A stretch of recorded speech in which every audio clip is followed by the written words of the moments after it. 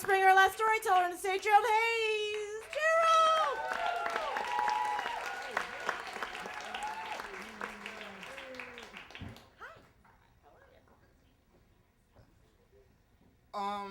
You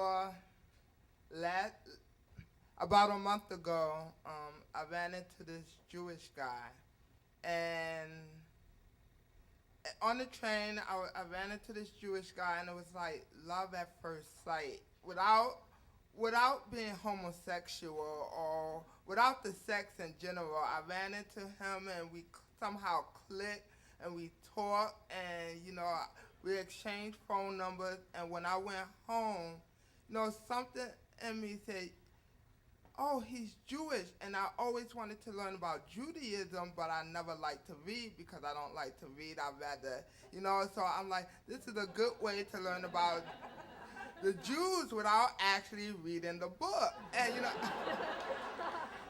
And, and this is because, like I knew Jesus Christ was a Jew, and to learn more about Christianity, I could learn about the Jewish way.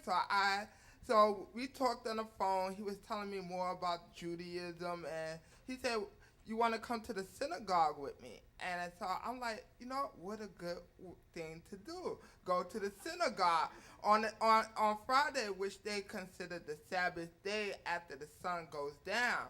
And so he's like, I'll meet you at your place, and then we could walk to Crown Heights. And from my place to Crown Heights, it's like an hour walk. And so I'm thinking he don't have money for the bus fare. He trying to beat around the bush because it's cold outside. Who wants to walk in the cold, So I'm like, maybe I should offer him, because he might, we just met. But I'm like, I could pay for his bus fare because I'm not walking in the cold. And then I said, come on, let's catch the bus. I got your fare. And then he's like, no.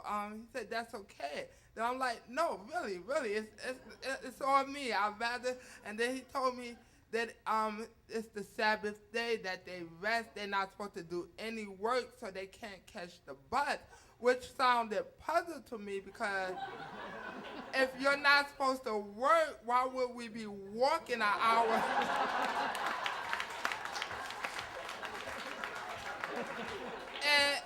and so I said, so something in me said, you know what, you just want to learn about Judaism, so go with it. So I'm like, as we walk in, I'm asking all types of questions about the Judaism and stuff. So we get to the synagogue, and the people treat with open arms. I mean, I loved it. I mean, they was like, where you from? They treated me nice and respectful.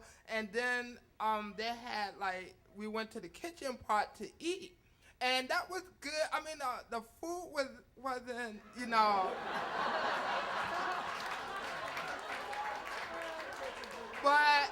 but I said I could manage. I mean, I like the, I came there to learn about Judaism, so I ate what I saw, and I was like, okay. And so then he said, let's go to this other house, this other friend's house, which, and we went and we walked to his house, and he tried to push the door. He said usually they have the door open. And I'm like, in New York City? But he said, no, they don't close their door. But, it was, so he banged on the door, and he knocked and knocked and knocked. And I'm like, why don't you just ring the bell? He said, I told you we don't do no work, but it looked like he spent more time banging on the door.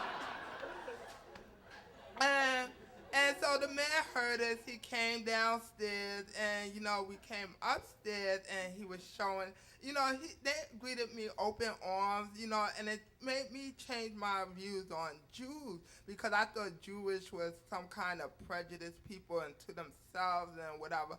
But as I met them, they was all open arms to me, and I'm like, wow, this is so good, and the man, he feed me, and then they was talking that the Jews has 613 Torah to obey, but he said the Gentiles has 7 to obey. So I'm like, okay, and I'm like, And I said, I know that God's chosen people, but why would he give them 613 and 7? And so then, and so, and I didn't want to be rude because they fed me, and I liked that fish. They had some kind of fish that, but I knew from the synagogue that the food wasn't all that good. So I told, so when the man fed me, I was taking a little bit of everything so I could try it. And then he said, "Do your family know you came to the Jewish house?" I said, "Yeah, I told my family I was coming." So he poured all the food on it. And I'm like, he said, "No, I have to do this because your family know you come here and we didn't feed you. They're going to think less of the Jews." And I said, "Oh." But I ate it. I made it through it. I ate it and I made it through it. And as we was walking home, I thought about it, and I'm like, y'all try to avoid work on the Sabbath, but y'all look like y'all do more work trying to avoid work. Why don't y'all just?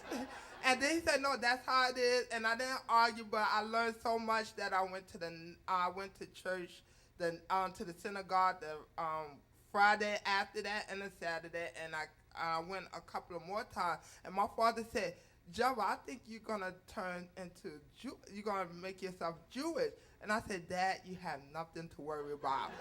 I said, "They have 613 laws to obey, and they told me I only have 7. So I said, you have nothing to worry about."